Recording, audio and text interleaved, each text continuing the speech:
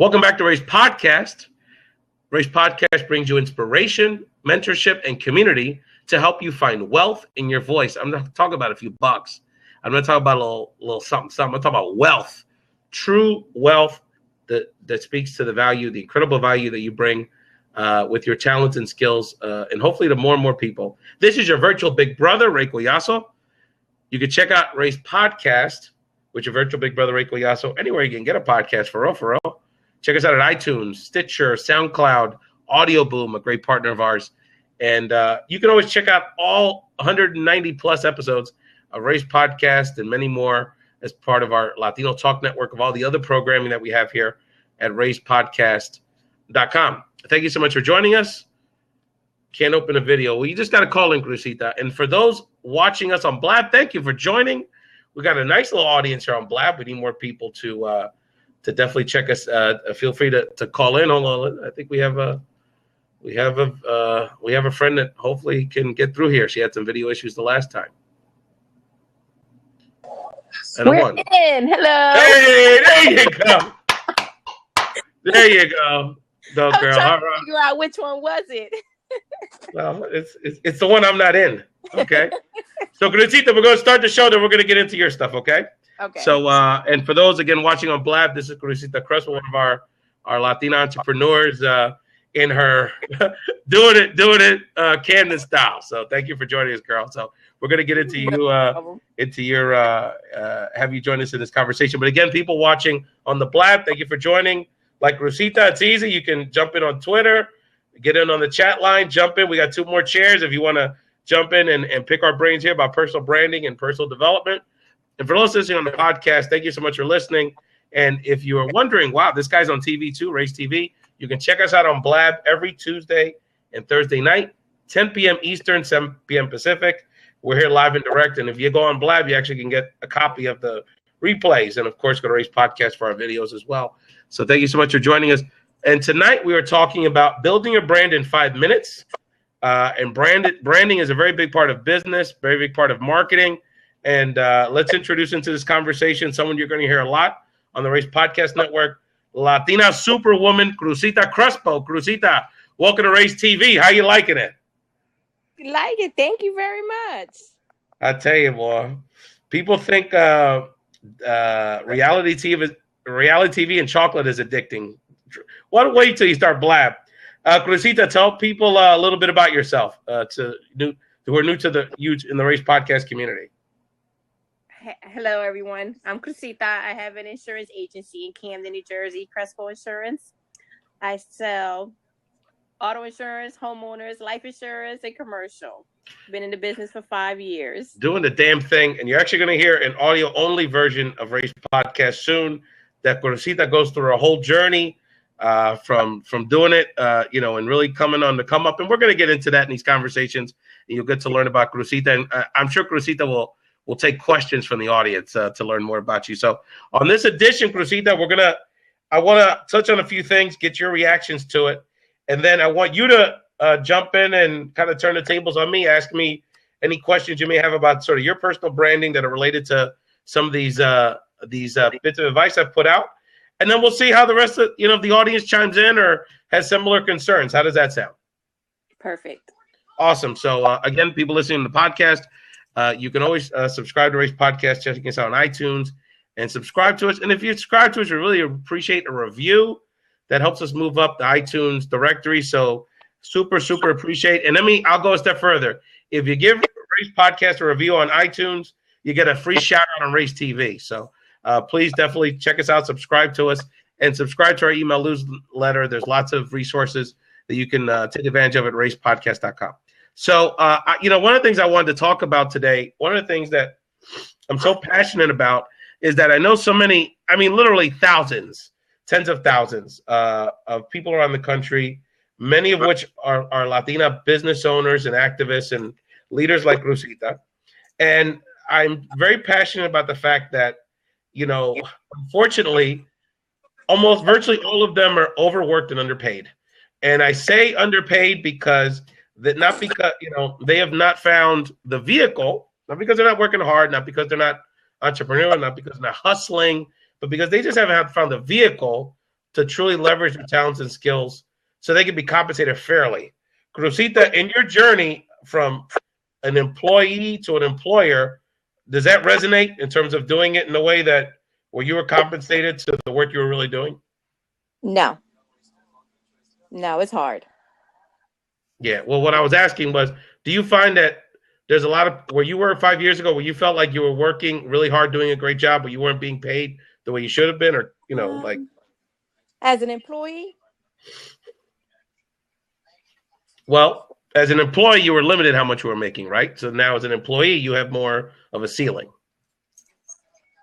Yes, but that income was steady. Okay, well, it's the good and the bad of the journey, right? Yes. That's true. That's very true. It's a hard journey to get there. That's true. So, you were saying? Now it's pretty good because you're making the money you want to make, and it's yours. That's right. That's right. And it also brings a much level of satisfaction that you're not being restricted, because you're more appreciative with it. Yeah, I've always felt like it's a how would you say like being a caged bird. It's like there's all these places I want to fly to, but it's like you get restricted with with kind of what you're supposed to be doing. So, but a big part of that transition, or even if you're working as an employee, building a brand is really important for lots of reasons. And so what I wanted to throw out a few concepts here, and then Cruzita, if you have any thoughts. So the first concept I wanted to bring to the table here about thinking about how you build your brand is, first of all, you must have one. So a lot of people think that their job is their brand, or what they do is their brand. And so I want people to understand that that's not nearly enough, because you have to not only, for people to truly understand who you are and what you want to be, you have to not only have a brand, not just a job or not just even a business, but you have to be deliberate in cultivating and building that brand. So there's the difference between the greatness of a basketball player, like a great athlete, or someone that's built like a brand around it, like a LeBron or Michael Jordan, or even players that weren't as incredible, but they have a brand because they have a specific sort of personality, charisma, and that's been helpful to them in things outside of sports. So some of the best, most successful athletes are people that weren't the best players. They're people that have a brand that have sort of developed it over the years. So that's very important. So if you haven't identified and gone through a process of really creating a brand for yourself, then that's the first step. You have to acknowledge that it's an absolute. You have to move forward in putting it together. The second thing that I want people to think about, sort of, these are my 5 tips around brand building, and then we'll get into sort of Cruzita's questions, is that a lot of people I find think they have a brand when they really don't. And I'm going to call myself out on that, because when I was, I'm a struggling brand builder in my own career, because over the last 2.5 years, when I started podcasting, I sort of identified my brand as really being a podcaster. And so the reality is that, and I've really kind of come to grips with this over the last 6 months, is that that is my identity, maybe online, or that's something that I hold hard to my, close to myself, but that's not really my brand, because, and as I've been kind of, and we'll go into this in other parts of this conversation, is that the reason I was holding on to podcasting, and I still do, I love podcasting, I consider myself a proud podcaster, is that it was giving me the vehicle to express myself. Now, how I express myself and how I service our audience, is the answer to that is really my brand. And we'll get into what kind of as what I see as sort of my evolving brand. But Cruzita, do you see that in that people think, well, I have a job, but that's not really who you are. That's maybe what you're doing to how you're servicing people or how you're expressing it. Do you see that that's how people have confused that in people that you've associated with?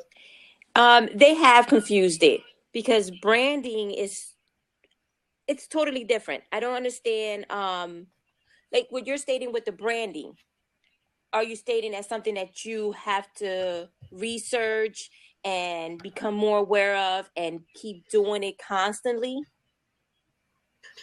Well, it's got part of branding is being consistent. So the bottom line is that, so for someone like you, right? Mm-hmm. So I'll give you an example. So, and you know, we're not going to, maybe in 5 minutes, maybe we'll figure it out. But essentially, one of the things that the difference for in your case, it would be when people in your market and your customers and your potential customers think of Crucita, they think of insurance. You think of insurance, but I would challenge you to say that they really should be thinking about a bigger brand. So and whatever that is, so it could be something like Crucita Crespo, the protector of Camden. I mean, that's maybe not it, but my point is that it's got to be a concept beyond insurance, because you see what I'm saying? Because they have to associate you not with the product. In good hands. So every time you see that good hands, you think of Allstate. Exactly. Okay. So why is that the brand? Because it's not about what they're selling, is the feeling that the product gives you. Right. But it's the consistency of them having that branding. Exactly. Because every time you see them, it's and then all of their marketing plays off that feeling that they're giving you. So when people are paying their monthly insurance, it's not because of the product that they're paying for, it's because of the feeling that it gives them. You see what I'm saying? Right. Because the reality is it does, is a soda like the most tastiest thing in the world, and that's why you get it. Yeah, that's part of it.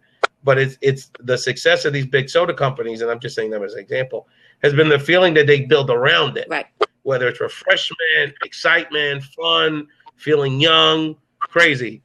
Oh, and Felix Montalada comes in on the chat line. Si es Goya, tiene que ser bueno. Seguro que sí, Felix. You should join in. Felix with his own brand, Potencial Millonario, brings a lot to this conversation. So that's part of it. So branding, because you have to, like you said, you have to be consistent with it, and you have to keep branding that so people could click to it. That's exactly right. So that's part of this conversation. So I'm going to get to a few things, and then we're going to dive a little bit more into your particular story. But that's very true. So the difference for you is, for you, Crucita. So we'll go over this. So you got to have a brand. I would suggest you may not have one yet, but we'll figure that out. I don't want to make assumptions. And then the second thing is that you think you have one, but you don't. You may have thought, well, my brand is insurance. I would suggest to you, that's an identity. That's a product. That's a service that you offer. But the Crucita Crespo brand goes beyond that. So like Jay-Z, right? Right. He's a rapper. But now he was able to transfer his brand into all these different services, clothing, managing sports figures, because his brand is basically being the gatekeeper for hip hop culture. So whoever feels connected to that, whether it's an athlete now that signs with him, whether it's people that buy his shirts, whether it's all his other businesses, is they want to be associated with.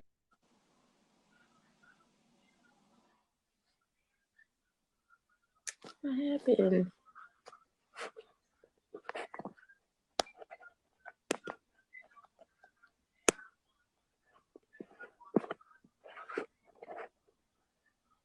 Started again. So does that make sense, Crucita? That difference? Yes. No, I'm not saying, because then eventually you're going to expand into many other platforms, right? Or you're going to want to. So the bottom line is the Crucita brand remains. So getting into that, but you're right, consistency, and it's interwoven all the things that you're doing is that same message, right? So we'll get into and we'll explore what that is. So the third thing, third element of brand development is really developing what you would call your elevator pitch, or really within a paragraph or a few sentences, really summing up what your brand. Okay. And so a lot of times you hear that's your elevator speech, and a lot of times you don't even have that 2 minutes. It's like nowadays you gotta break it down in 12 seconds, right? So like you said, you're in good hands. The imagery and the feeling is there. So the first thing, and I have to give a thought leader in the leadership space props for teaching me this, a guy named Michael Hyatt. and people should definitely check out michaelhyatt.com when they get an opportunity. So the first piece is, so Cruzita, if you were to explain to people in 3 or 4 paragraphs the essence of your brand, these are the things you need to be thinking about. So who you are. So again, it's not that you're an insurance agent, okay, or insurance, okay, but it really is to speak to who you are. So in my case, as I think about it, yeah, it's part of my brand as I'm developing, as I'm kind of working out, is part of it's definitely as a communicator, right? Part of it's like teaching, coaching, because whether it's in a podcast or writing a blog, which I need to do more of a video, or talking to people, whether it's one-on-one or in a training, it's not so much the vehicle I'm using, it's what I'm doing when I'm using the vehicle. You know what I'm saying? So I have to sort of understand it about myself. Not everyone's the same. Some people are computer programmers. Some people they express themselves, and the essence of who they are as a business person are different. When I throw that out there, Cruzita, what's the first thing that comes to your mind in terms of, again, not just being an insurance, the particular product and service that you have, but like your essence as how you express yourself, how you think about yourself. Me individually, my customers always say, "Make the magic happen." Yeah. So that's my logo. Okay. So make the magic happen. So how are you doing that? Okay, so maybe who you are in your essence is a problem solver. Right. You see what I'm saying? So the problem solving can extend long into many other areas. Right. See what I'm saying? So you want to start thinking about your brand in terms of, okay, and owning that beyond the products and services I'm selling or offering, I'm doing it as a problem solver. Because every time they call me, do your magic, Cruz. Okay. Do your magic. I'm like, I'm not a magician, but all right. So now that. Okay. So that's see, we're breaking down the Cruzita brand, girl. People pay hundreds of thousands of dollars for this information. Okay, you need to write this down or watch the replay and write it down. Get a transcript. So actually, if I post it on YouTube, the transcript comes out, which is incredible. So okay, so we're getting there. So the people watching, all you blab voyeurs that need to jump on here like Cruzita did, and at least chat with us and get in this conversation. So who you are. So you really want to think about the way we just broke that down is how you should be thinking about it. At your essence, what are you? Are you a coach? Are you a trainer? Are you a problem solver? Are you a entrepreneur? Like you're just a hustler? Whatever you are in your essence, regardless if you're selling limousine services or, event planning, you're a problem solver, Cruzita. So you got to own that. So that's excellent. Again, people pay hundreds of thousands of dollars for this information. So the next thing is, okay, you're who you are. And then the second part of that is who are you serving? Target audience. Very, very important. So the biggest mistake, the biggest lesson I learned in that piece, because when I started this journey in podcasting and online content creation and social media, was that, okay, I'm going to service Latinos. And so that now we still have the Latino Talk Network, and I think that's always going to be a big part of what I do. But the reality is that in some ways that's too broad, and in some ways that's not broad enough. And Mercedes Hawkins, thank you so much for joining this conversation. We always love to have women join us to talk about branding and in general. So Mercedes, feel free. We have 2 other chairs where we're talking about how to build your brand, and we're in fact have gone over the first few steps, which is one, you must have one. It's not an if, it's how, it's what it is. And it's an absolute. The second thing is you may think you have one, but you probably don't. A lot of times we associate our business, our identity with our brand. And that's and we're talking to Cruzita Crespo here about that part of it. And then we're now going over the elements of what your brand encompasses. And so we talked about who we are, and Cruzita broke down, we just identified she's a problem solver, which is awesome. And then now, who you serve. So so for me, part of my challenge was, the Latino piece was too big because as I'm evolving, I'm really, really targeting an audience that's more geared towards, okay, people that already are either relatively successful in their field, but they want to transition into either being entrepreneurs or a new career or taking their brand to a next level, but they have no idea what to do with the internet. They know they can talk to their grandma on Facebook, but beyond the social basic stuff, they have no idea how it falls into play into their world, including this incredible service like Blab. So, and if Mercedes, if you have any comments or questions, feel free to chime in on the chat, or we have 2 other chairs here. So, as part of this, the target audience piece, you have to crystallize, in essence, who is what they say in the internet world, your tribe, or your core audience that you're really like servicing the most. It may not be everyone you serve, but who in your essence are you servicing? So for me, I think it's going to be Latino thought leaders to help them find wealth in their voice. So again, people, probably mostly Hispanic, at least in the beginning, but not all, of course, that are like you, or like someone that's a mid-level manager in a nonprofit, or someone that's, again, relatively successful, but wants to take their brand, take their business, or create a business online through these tools, technically creates tools, and they don't know how to do it. And so, the branding piece and the market positioning is a huge part of that, which we like to help people here as your virtual big brother, Ray Collazo. So if I asked you, Cruzita, who your target audience is, how would you respond? Target audience, Latinos. Yeah. Okay. Where? In my community, in the Camden community. Okay, so your local community and in that immediate area, Pennsauken, those small towns around there. So let me push on that a little bit. Think about beyond their ethnic background. What would you say is describe to me who your typical customer is. Is it a male or a female? Is it a family? Is it a Spanish-speaking person, English-speaking person? How old are they? Give me your typical, the average person who walks in that door. Tell me who that person is. Mine varies. I mean, it can vary from. Give me the typical one. If I had to say, the person that would, if you had a mascot of your customers, who is that mascot? Tell me about that person. And you can even think about a specific person that's your customer. Who's your mascot? Families, single family. Okay. Describe a typical one. Husband, wife, children, employed. Okay. How many kids? How many kids? About 2 or 3. What's the give me a number. We're drilling this down. 3. What's the typical one? 3. Okay. So a couple, committed couple, married couple, 3 children, employed, 2 vehicles employed, in the household. Okay, 2 working people, 2 vehicles in the household. Okay. How old would you say the typical family? Give me what's the couple's age? Give me an exact number. If I had to say what's your typical one, what's the age of these about 35 of the couple? 35. Okay.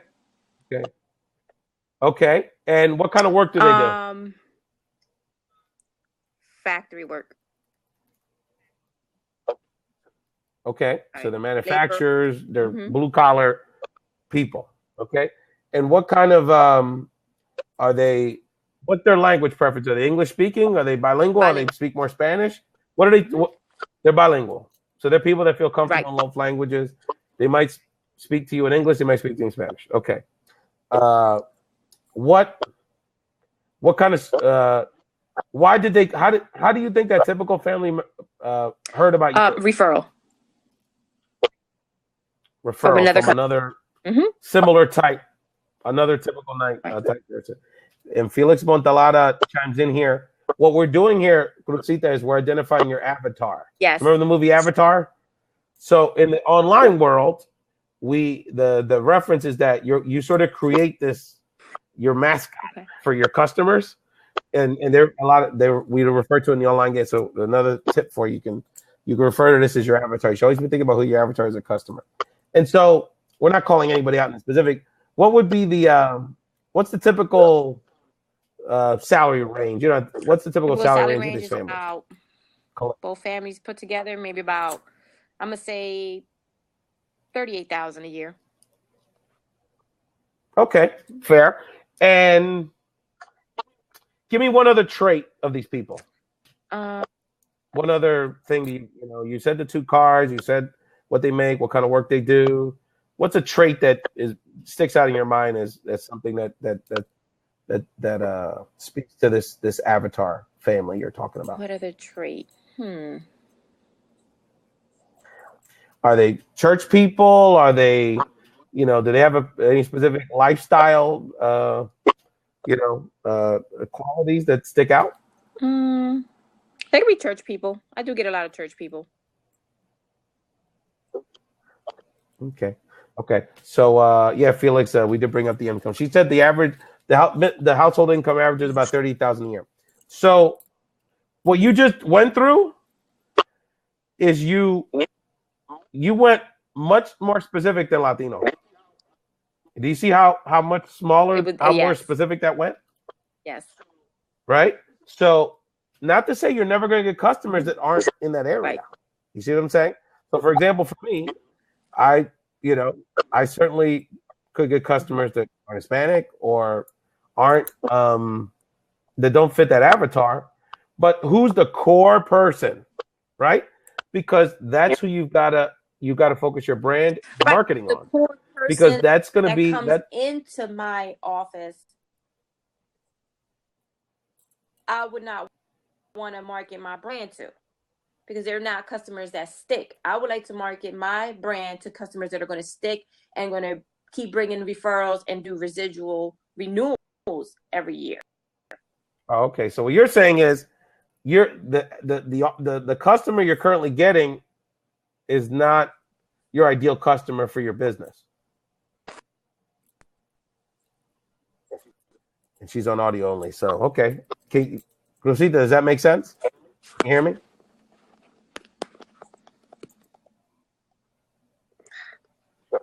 Okay, well, Rosita may have to. You may just have to refresh your browser, girl. So, but that's an interesting point. So, I'm sorry. Or, can you hear me? I think you're on your cell phone, so I don't know how you would do it there.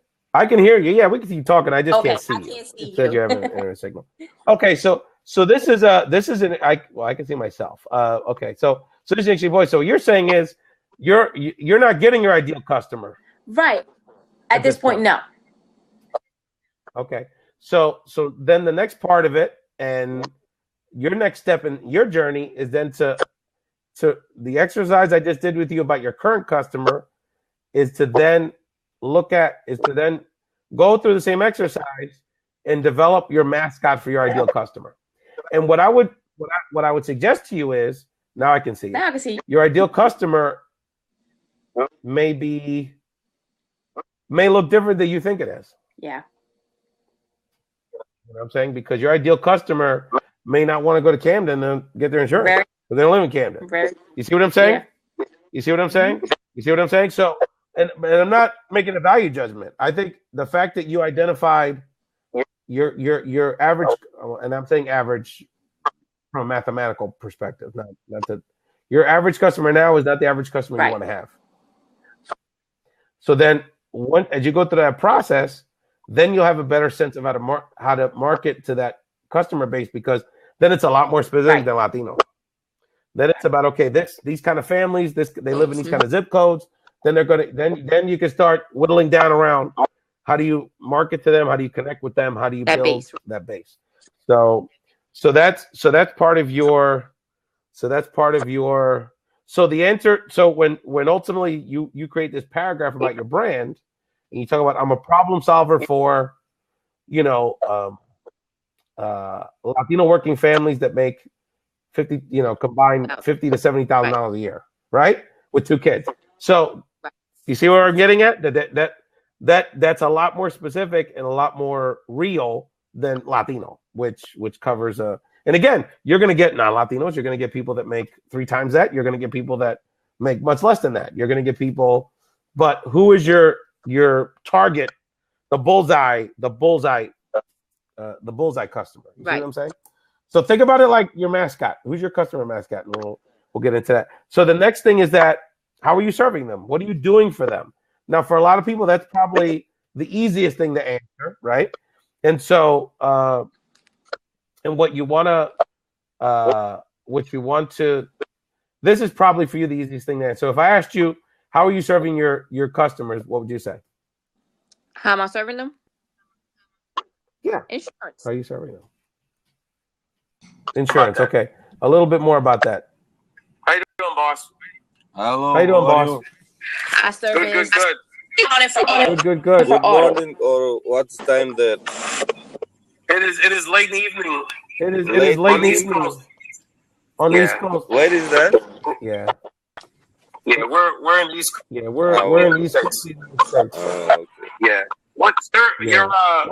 You're I'm getting a lot of feedback from from your. So what I'm gonna do is I'm gonna mute you when you're not on there. Okay. Mute you when you're not on there. Okay. I'm still getting feedback from him. Hello. What's your name? What's your My name? name is Matthew. What's yours? I'm Ray, and this is Cruzita. I'm How Ray, are and you? this is Rain Rosita. and How are you? Rosita, yeah? Hello, Rosita. How are you? Yeah. Yeah. So we're talking about We're talking about branding. What's talking about you have any branding. thoughts about that? You have any thoughts about that? What about?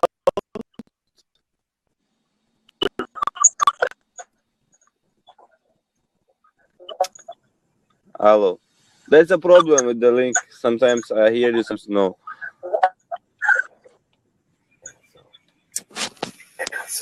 Yeah, I will have to let. I can't pronounce his name, unfortunately. I'm gonna have to kick him off just because the audio is coming in really bad. So talk to me about the services that you provide. I provide insurance, auto, homeowners. I provide consultation on it. I also provide life insurance, which is great to have at the moment with all the stuff that's going on. Commercial insurance. So I try to package all that together with the customers because it's good to have a whole package deal when you have that one customer. Because if you have more than one policy with them, more than half the time, they will stay with you as years to come. But it's tough. Okay. Yeah. Yeah. So you would say so your what are you doing? Your service would be something Also, like service. being a one. Also customer I'm sorry? service, because once you have the policy, you have to service that policy. You have to, Absolutely. big issue So it's in the environment now. Yeah. So something like I provide a one-stop shop for all of their insurance needs, and that speaks to the fact that it's comprehensive. It's all the different types of insurance products. It's all the follow-up. It's everything related to that part of their needs as a family. Right? Yeah. So they're probably, of the four pieces, probably the easiest for a lot of people. And then the last part of it is that, and this is where, again, you have to go into the feeling of it beyond the service. So what's the transformational change you're providing people? So beyond like the product, what are you providing people?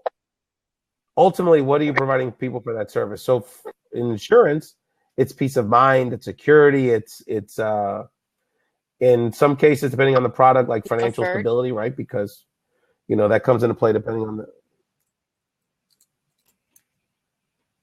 Say that again. And your audio only. So, Kiski Queen, how are you? Okay. Again, this is your virtual big brother Ray Collazo. Again, you're checking out Ray's podcast. We're talking about how to build your brand in 5 minutes with your virtual big brother Ray Collazo. It's not quite that simple, but we have really using our willing friend here, business owner, entrepreneur Cruzita Crespo, who's discussing.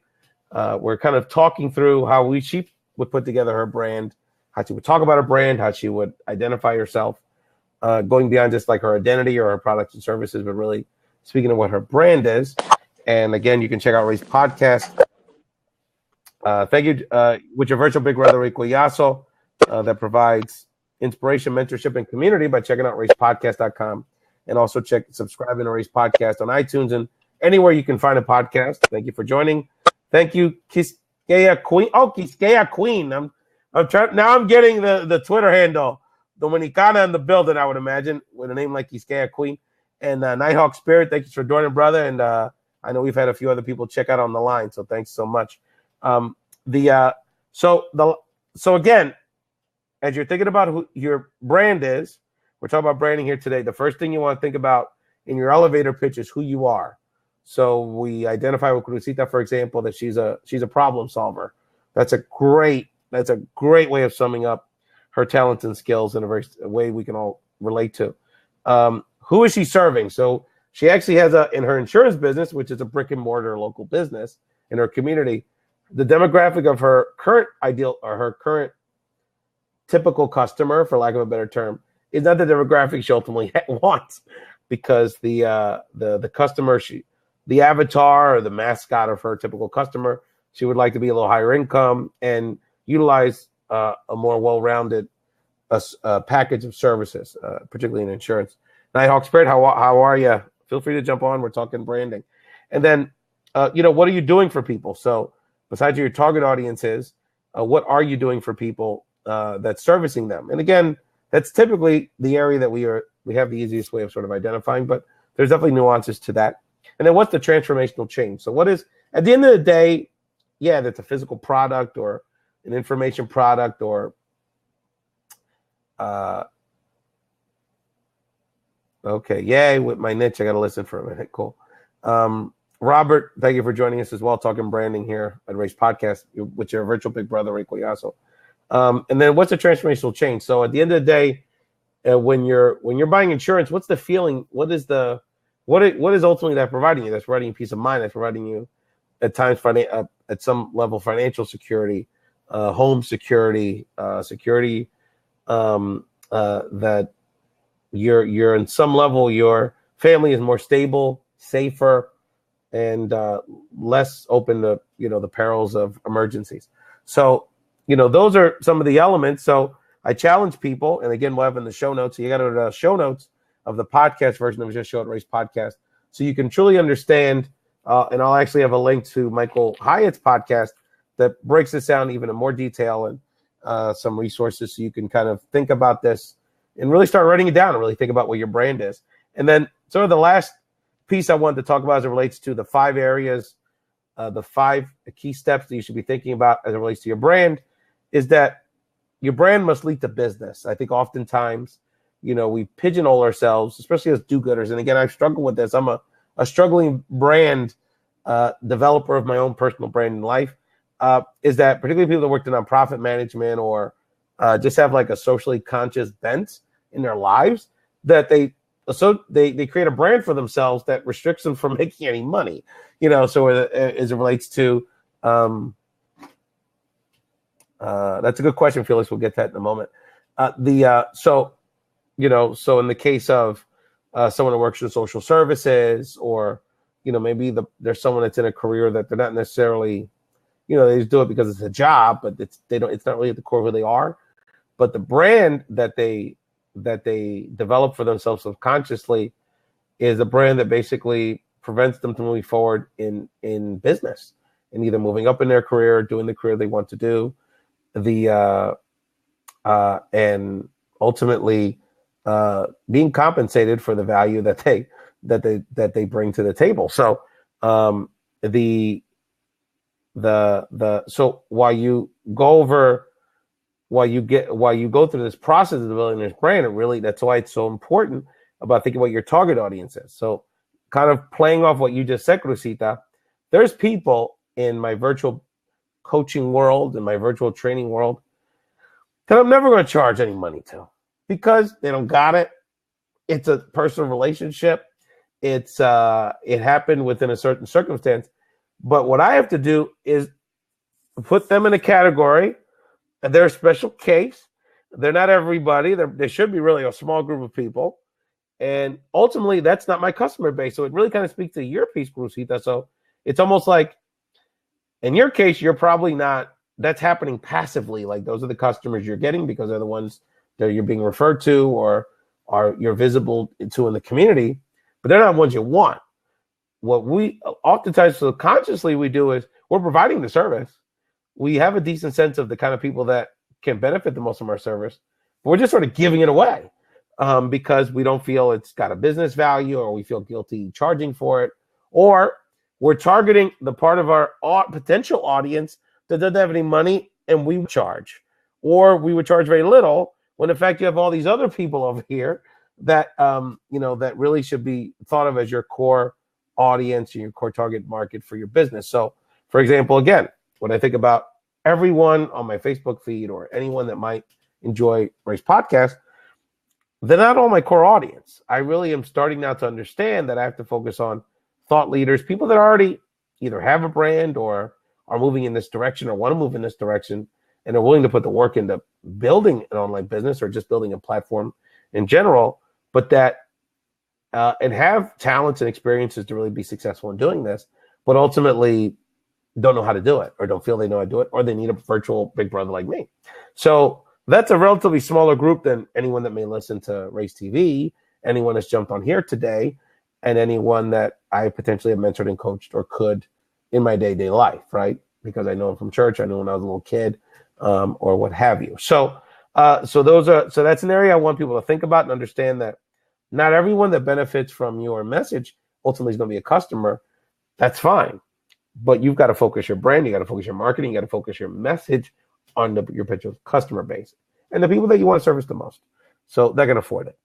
So the sort of bonus one that is totally one that I need to fess up on, has been a big part of my journey, is you got to pick one. You got to pick one brand. And that's been my biggest problem.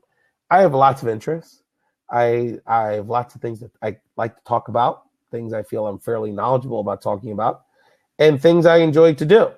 And one of my big challenges in this journey over the last 2.5 years is that I've had a real struggle with pinning down what my brand is, because I've had many potential options.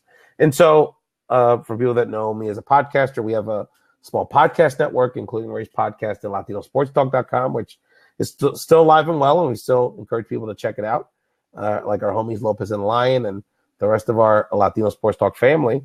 But at the end of the day, I have to narrow my brand in a way that really targets what my core customer audience is, and really just kind of pick one. I've done a fair amount of, again, not only just sports podcasting, but politics podcasting. It's probably the subject matter I have the most experience in. But it's a business that, and anyone that knows sort of the business of politics, that as a political campaign consultant is very labor intensive. It's not very conducive to the family life that I have and I want to continue to have. And to be honest with you, it's servicing people that, not unlike many Americans, aren't my favorite people in the world right now. So are there good elected officials around the country? Absolutely. I work with many of them, and there's plenty of good ones, particularly this newer generation. But at the end of the day, it's not the audience I want to spend the rest of my life servicing the most. I might do some of it for special cases or candidates that I feel particularly passionate for. I have a homie out in Las Vegas, Ruben Kewen, a fantastic young elected official, state senator that I feel very passionate about on a personal level, and I want to help him on a personal level. But I don't want to spend the rest of my life helping political candidates get to office, because they're not the people I want to spend the most time working with. Who I want to spend the most time working with are people like Rosita, people like so many wonderful leaders around the country that I know that have 8-figure business empires right here and right here. They don't know how to do it, and they don't know how to start, and they need a little push, they need a little mentorship. They just need some tools, some direction, and some guidance and coaching, and they just need to get on these platforms and share their voice. That's how I want to service, because I can write down on this pad about 50 of them off the top of my head that have 8-figure business empires in their head, but we got to get it out of there. And they've got to identify all the things we've discussed. So with branding, I suggest pick one. So many of you, I can imagine, can relate to that concept, that there's so much I could do. There's so many things I can do. And you know what? We're going to do all of it. We're going to build the Lounge Network. Thanks for joining. You need to jump on here, brother.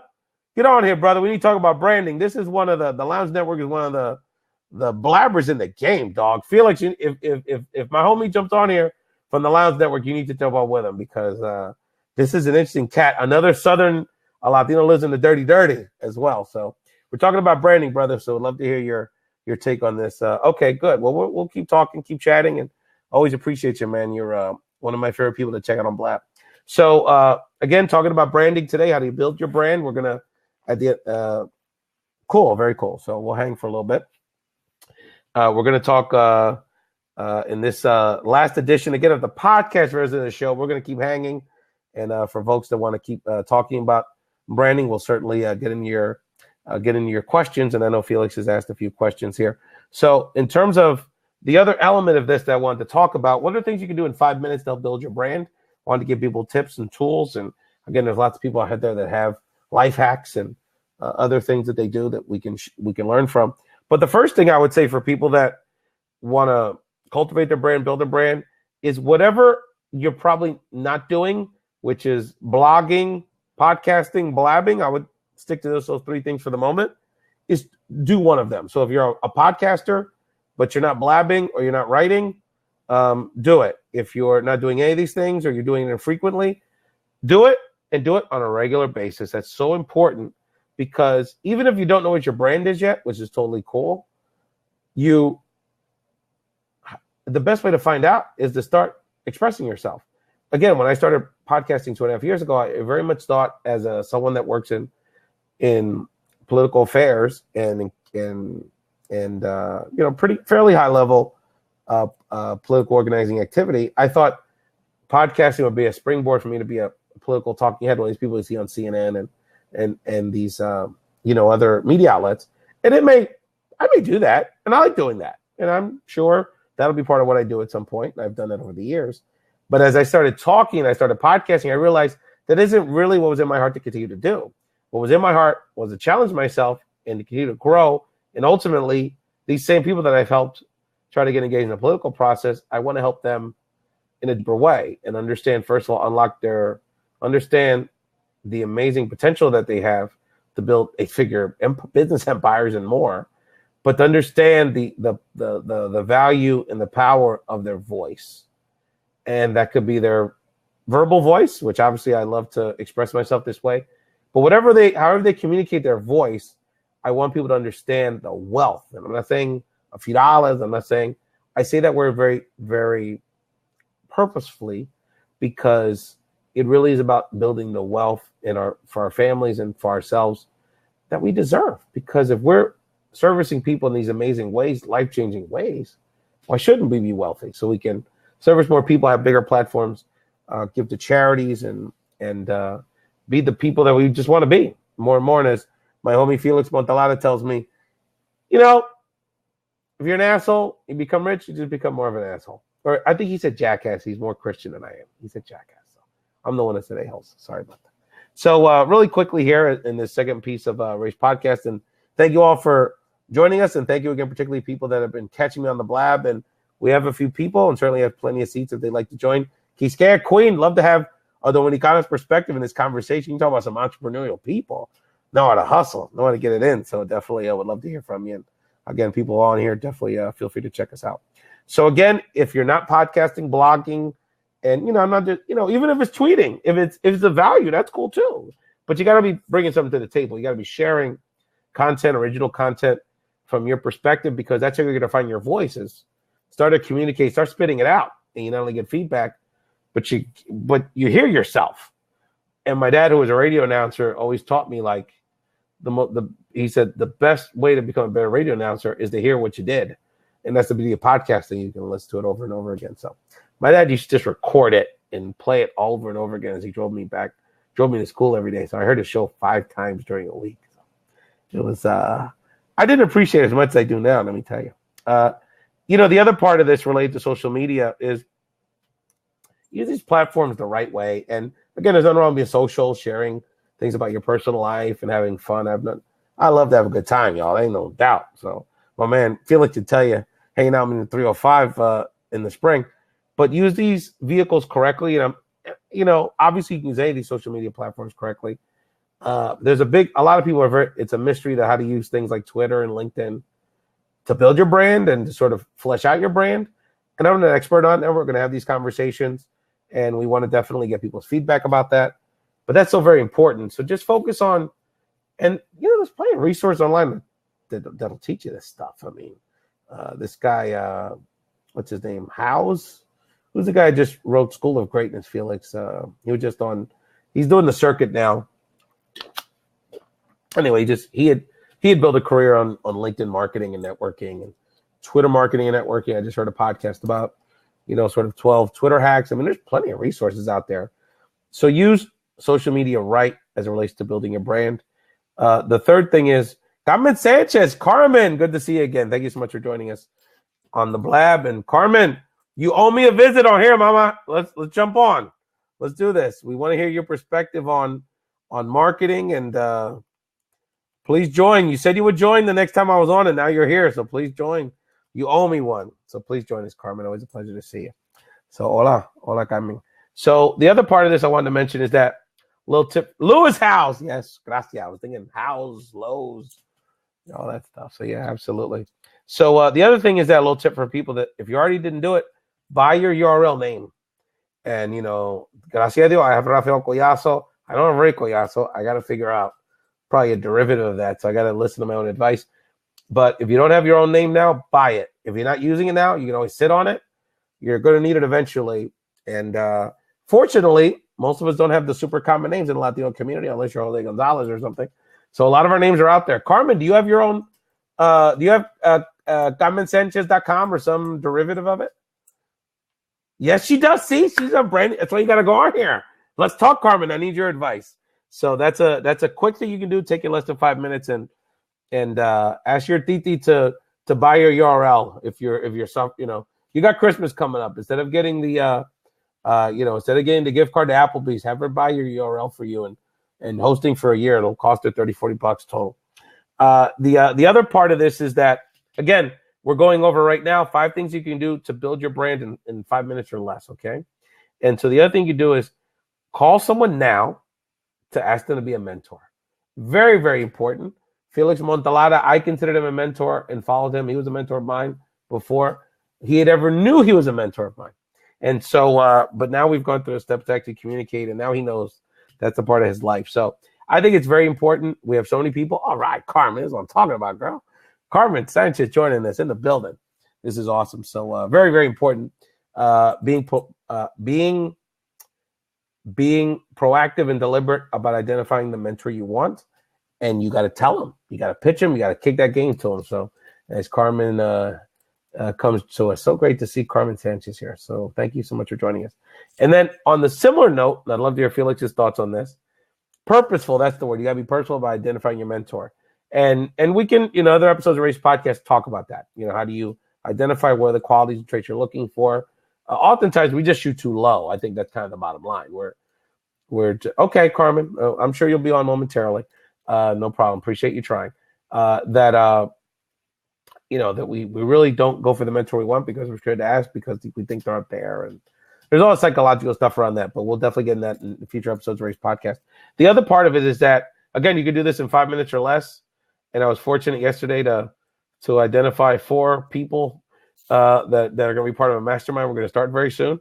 That call a couple people now, even if it starts with that one person, that mentor, and get your mastermind on. Very, very important. Something that is a big priority for me in 2016. I think I've done it. I've been fortunate enough to do it informally with mentors and colleagues, but I'm going to be very purposeful, as Felix said, about being a part of a mastermind. And Felix, we've got 4 people in the mix. I want to get one more, and then we'll convene us like the Avengers or one of those comic book groups. There's usually 5. So, but I'm really excited about it, and it's something you can do very quickly if you just are purposeful and deliberate and direct. And then the last bonus one, let's try to get Carmen on here. The last bonus one I wanted to share with people, the things you can do in 5 minutes so you can build your brand, develop your brand, move forward with your brand and your career and what you should be doing, listen to your heart, moving forward. What you should be doing, so many of us are scared to move forward in their life because they're just scared. and we have to move forward. And you're going through all this deliberation in your head, and you're scared. Not because you're scared, because you're not listening here. And the anxiety and the stress of not listening to your heart is what's bugging you. It's not that you don't know. I was in that space for 2 years of my life. It was so annoying to everyone around me because I went through this real flaky, weak feeling of not knowing.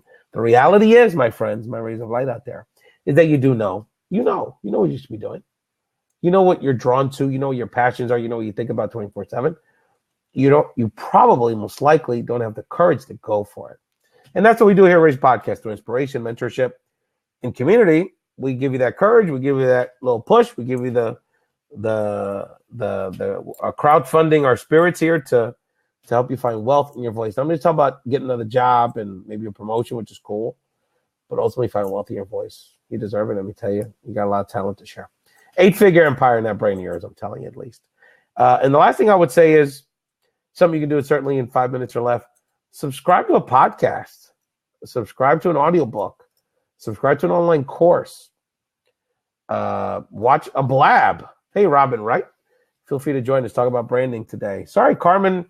Hopefully, maybe it's your connection. If you're try if you're not using Google Chrome or Safari to access Blab through one of those browsers. And Robin, we're talking about branding. I went over my 5 steps to the process of identifying the importance and the first 5 steps to build your brand and develop your brand. And now I'm talking about 5 things you can do. And now we're really 6. I like to add a bonus one. 5 things you can do in 5 minutes or less to move forward with building a brand. So feel free to join us. Let's see if Carmen can join us here. And again, what I love about podcasts, audiobooks, is that it's something you can consume anywhere. You can be commuting, you can be in the shower, it's a lot of time that, I don't want to say gets wasted, but it's static, because you're on the move. And, you can be doing compra, you can be cleaning your house, you can do anything, listen to a podcast. Enrich yourself, and the continuous learning is so important. I've had to listen to so many podcasts and have so much information to get me this far. So growing and pushing yourself. Again, subscribing to your favorite a podcast that can teach you about a particular subject matter you're interested in. It takes nothing to do that. I mean, it takes moments. So again, the Lounge Network, my main man. Hello. Mr. Phoenix. What's going on, man? What's up, brother? How are you, sir? How are you? I'm doing good, Why don't you introduce you're a big time on Black Dog, but introduce yourself to the folks on this show. Let's see. I have a website called The Lounge Network. I interview a lot of musicians and filmmakers, and basically I cover artists to basically inspire potential artists to go forward and pursue their passion. That's awesome, man. And for folks that are going to catch this, brother, on the podcast, let people know who you are and where they can find your social media. So, follow me. Well, yeah. So just for folks that don't have don't know you on Blab, Twitter, just who you are. At RealTLN. Facebook, there's the Lounge Magazine. Is a group where you can follow all the artists and everybody that I cover. Carlos Phoenix, pretty much anywhere else. Okay, Carlos Felix in the building. You're down in Atlanta nowadays, right?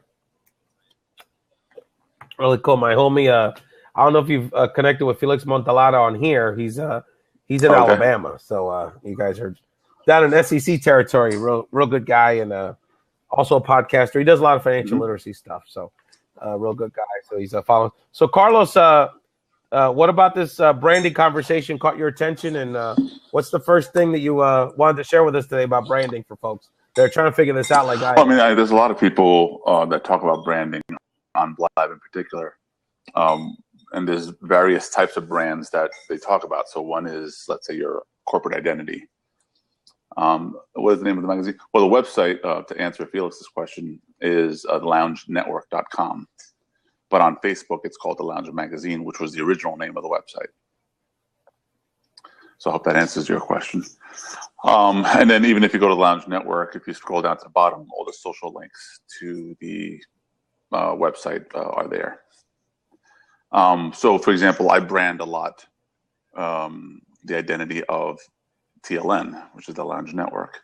And so I'll use my logo most of the time. But a lot of what I hear on Blab is the personal brand, where you are the brand, you are the person that represents you, and you are the business because people try to rely on you for the information. And so those are the kind of things you got to look into is, if you have a business, what are you pushing? Your brand or you? So those are important things to differentiate because sometimes your brand for the company is important. But if you're the person representing the entire company, then you also have to brand yourself. That's right. That's right. The it's interesting, Carlos, that Carmen, sorry about that, but we definitely would love to have you on very soon. And feel free to continue, Carmen, providing feedback on the chat line. I wanted to ask you a question. This is this question is close to my heart because I have a brother that's a hip hop artist. I got to get connected with you, bro. He's been pretty successful in the independent game. He's traveled all over the world, and he's connected with certainly some artists you're probably familiar with. Artists have a hard time with this piece.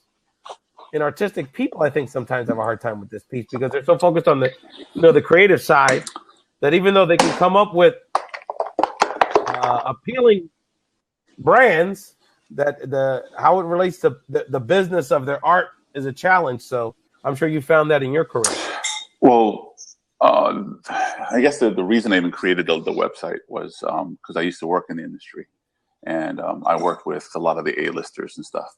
A lot of what I push and focus on now is people who are not even signed, they're not recognized, and they don't know how to kind of approach reaching the public. So outside of having some YouTube videos or maybe a website, how do they get people to that website? They're busy trying to create their music and their craft. They don't have time to be able to socialize or create a social media network of their own and a following. But the opportunities are there for them, in particular when they're performing live and they kind of collect email addresses and that type of thing.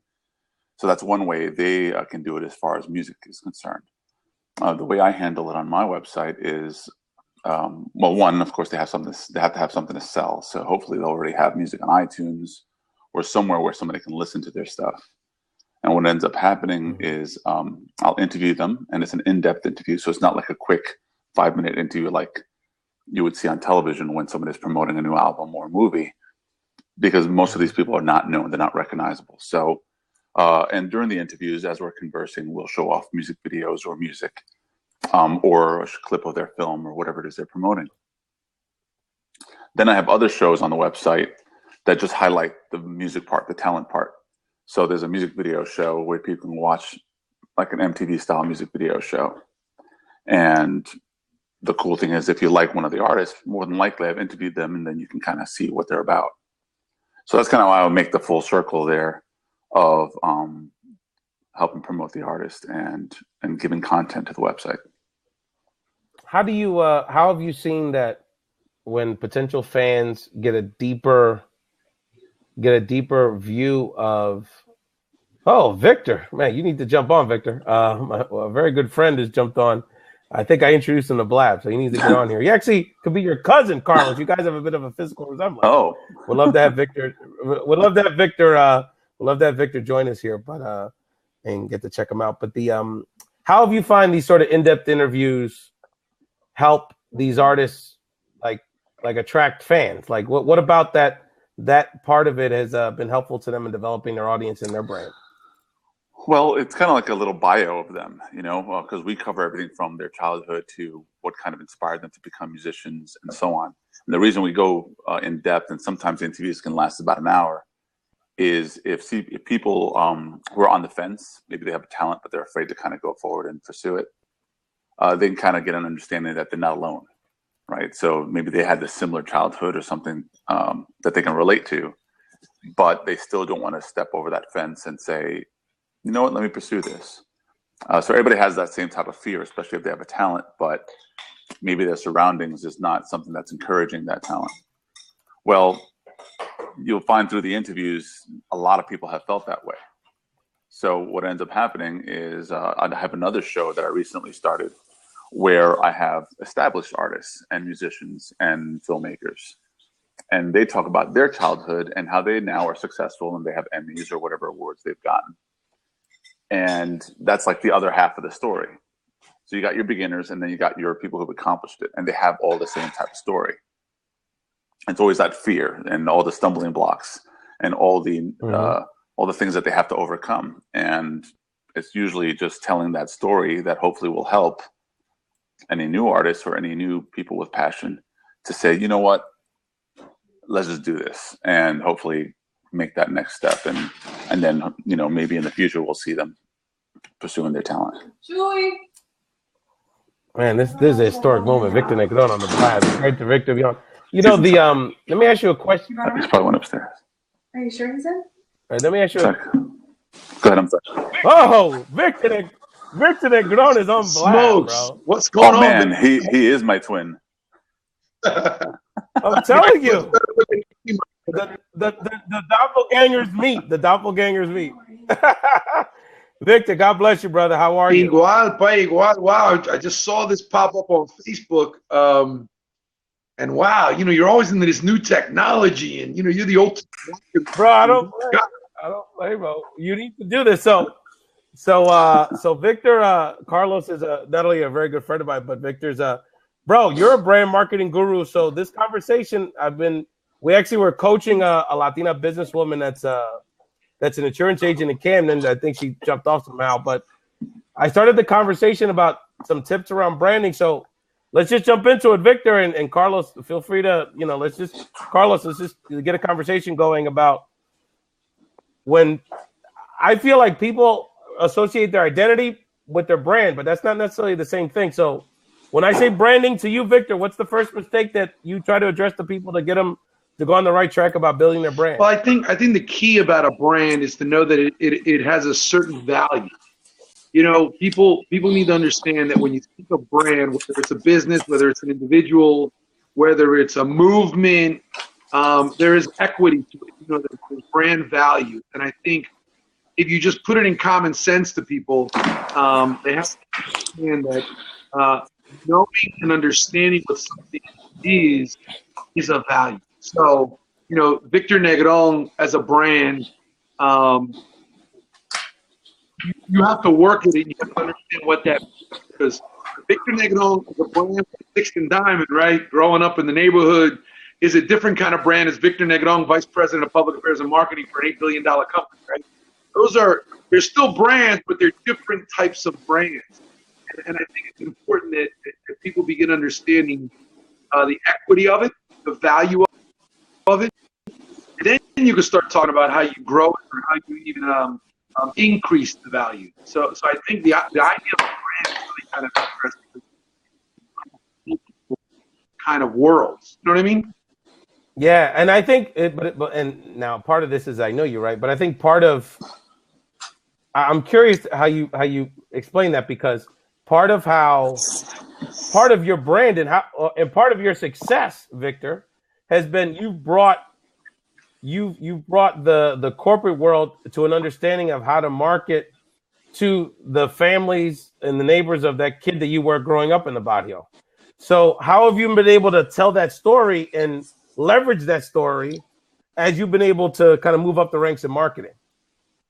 Well, I think it's you know, you can look at some companies, right, who have taken advantage of markets that are not mainstream, because everyone talks about mainstream. And then you start talking about niche markets, and you know, let's use the Medicaid population for example. I'm in Iowa right now, bro. We're getting ready to meet with CMS tomorrow. We're getting ready to AmeriHealth Caritas Iowa, a company that I work for, is getting ready to do Medicaid in Iowa. You know, and you would never correlate those together, right? When you think of Iowa, Carlos, you know, you think of caucuses, right? You think of farms. Fourth richest, you know, state per capita. But I think what's happening is, you know, in a capitalist environment like America, there are so many market opportunities that people are no longer looking at mainstream markets because they're so saturated by wealth.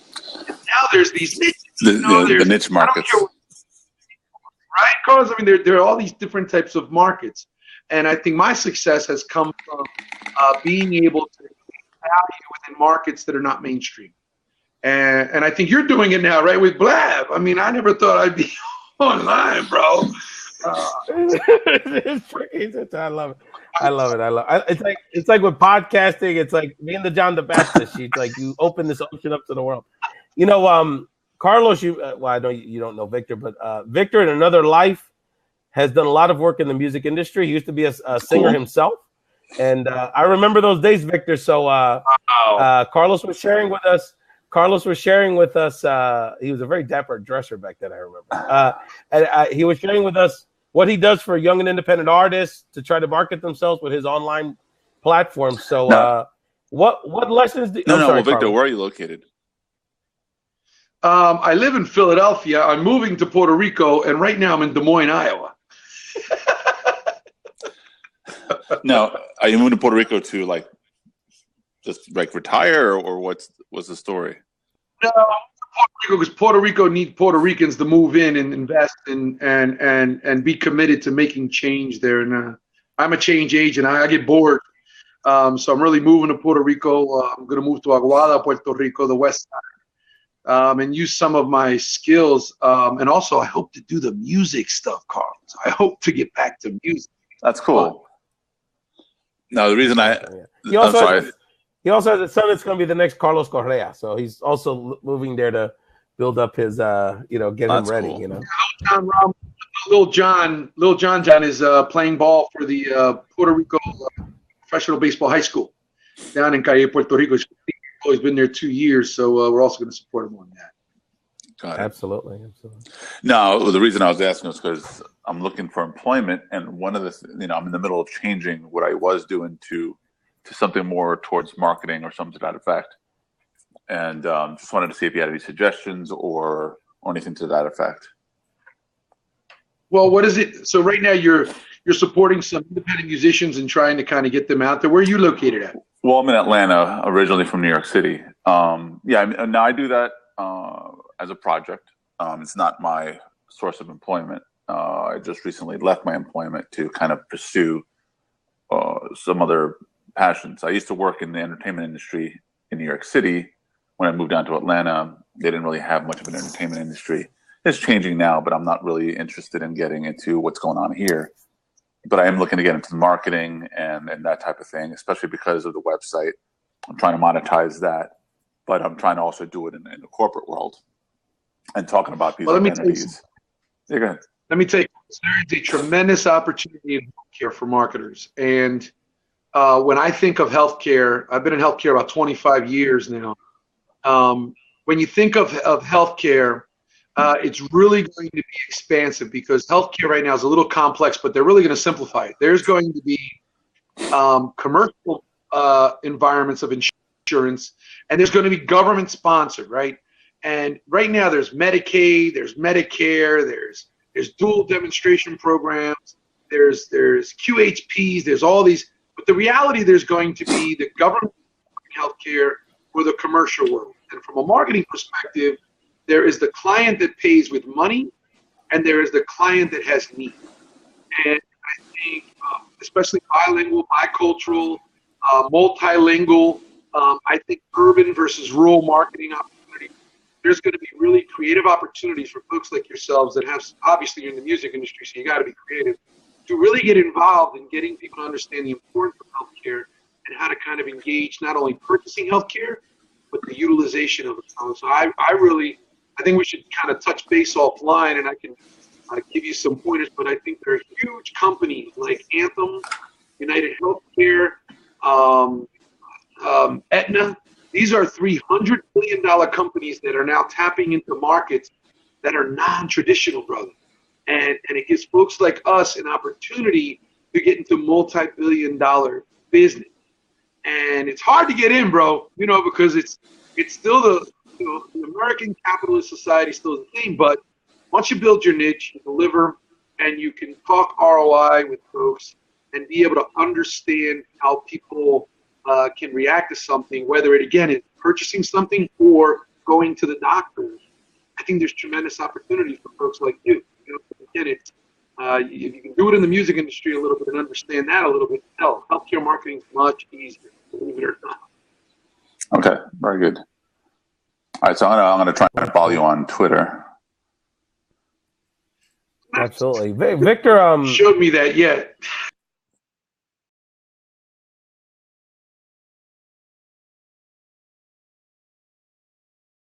What happened? What happened? I haven't learned Twitter that well yet. Somebody needs to teach me. But I mean, as long as he follows you, as long as he follows you, you follow him back. You can communicate. It's very easy. Victor, I have a question for you because I think Carlos might be interested in this too. That as the Latino demographic expands everywhere. I mean, you're in Iowa, right? So, are you finding that the healthcare companies are even more interested in trying to figure out the emerging markets? Oh, let me tell you, the emerging market, especially around Latinos, is huge. And when you think of the multi-levels of the emerging market of Hispanics and Latinos, there are so many diverse opportunities. Out here, there's a great Latino population out here. You know what I love? Okay, I come from Philly, right? Puerto Rico, and Philadelphia is a city that is built dependent, right? So we have a 44% poverty rate in the city of Philadelphia. So to build this dependency, there's systems of dependency. But everywhere else I go, Latinos are stand-up people who pay their own way, who work harder than everybody else. There's awesome opportunities with those emerging markets. That's why I was telling Carlos, there's a great opportunity throughout the country in mainstream companies like the one that looking for help and how they tap into that market. So with the demographics changing, I think it's imperative que seguimos hablando español, but there's also other markets that are continuing to grow. Some of them are politically volatile, like, your Middle Eastern markets, your Eastern European markets, who are also coming to America for a better life. That is part of that emerging market. I think from a branding perspective and understanding and ethnographic understanding, that folks like us have great opportunities. And are the healthcare industry's response? What's been their response, Victor? What are you seeing out there in terms of, how are they responding in terms of these new markets? I mean, because this stuff is happening so fast. It's hard for Latinos to keep up. The Carolinas, the Midwest, Tennessee, the Utah. I mean, it's everywhere. Looking for talent. That's why, Carlos, now's the time, brother. Now, and a lot of people get worried because they're like, oh, I've never been in healthcare. I don't understand healthcare. Just use yourself as a example. You use healthcare. You either utilize it or you don't. Why don't you utilize it? Right? Why do you utilize it? It's not rocket science. You don't need to go get your, doctor's degree in order to get engaged. Actually, get engaged now, bro, and then go get your doctor's degree. So they'll pay for it. Interesting. Victor, I had a question for you. One of the things we were talking about earlier, and I don't know how long you were on, was I was going in an exercise with an insurance. A businesswoman has an insurance company in South Jersey, and we were talking about your target audience. And she was, as we were going through it, she went from talking about her business being focused on Latinos, which is like so broad, right? And then we actually helped her get down to really focusing on what her sort of core audience or her core customer is. But she was smart enough to realize, she said, but that's not really the core audience I want, because basically the core, I want a bigger customer base that's a little higher income and would take more, would have a wide variety of services. So talk to me, give us any tips you have about in your marketing career, how to really focus on your target audience. Because you can have a lot of people that might give you business, but you really kind of have a core, you have a bullseye for the market, right? Right. So I'm a Coveyite, right? I'm a big Stephen Covey fan. Always start with the end in mind whenever you think from a marketing perspective, and I think it's imperative that she clearly defines her target, right? Because a lot of the time we get into tactics. We just want to do things. Come on, we got to go do this. Come on, we got to go do that. Come on. And the reality is we don't spend enough time on the preparation and kind of setting it up, doing the due diligence. So if she's looking at that South Jersey market, the critical piece is to understand the market that you want to tap into from a revenue perspective, right? Because you want to be able to make money. That's why you're in the business. But the secondary piece then talks about understanding your competitors, right? We don't spend enough time about competitive intelligence. knowing what the competitors are doing out there and what you're going up against, I think, is critical. Because then comes, how do you position yourself? And why do you position yourself, and where do you spend the money on, and do you do, and then going back to what I originally heard you guys talk about, that brand positioning plan, in terms of being able to kind of position it to get to the ultimate outcome, which is what you started with, generating the revenue. So I think any marketer should be taking a really good look at spending the time. And by the way, the other thing, Ray, that we don't like to spend, and Carlos, I don't know if you have this experience, people don't like to spend money. They like to talk money, but they don't want to invest in those critical things like market understanding, right? Market understanding. Let me understand the market. Let me understand what I'm going to do, how I'm going to do it, why. When Ray and I would work on politics together, we were probably the only two folks who would look at the data, understand trends,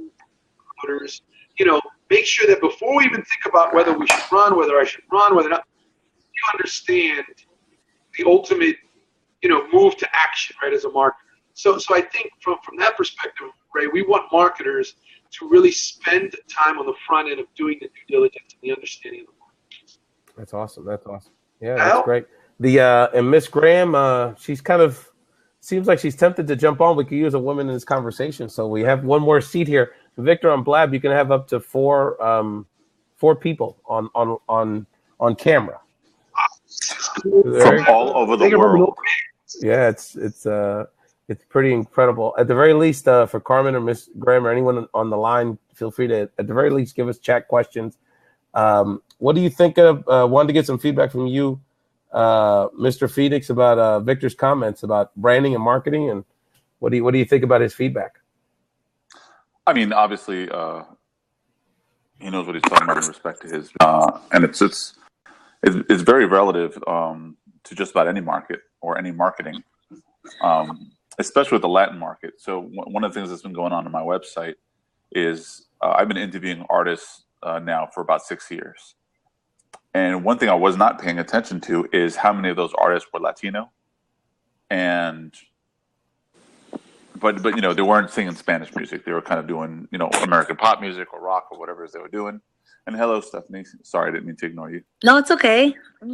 And so now there's been a push to consolidate the Latin portion of the website and make that its own tab, and have that be a link in terms of that. So when we're talking about niche markets, that's kind of what's been adding some of the traffic into my website, is realizing that there have been niches that have been quietly forming without me even realizing, and allowing me then to reorganize and refocus those niches.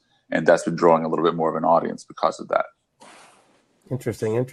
Miss Graham, welcome to Race TV, Race Podcast, and you're Hi. on.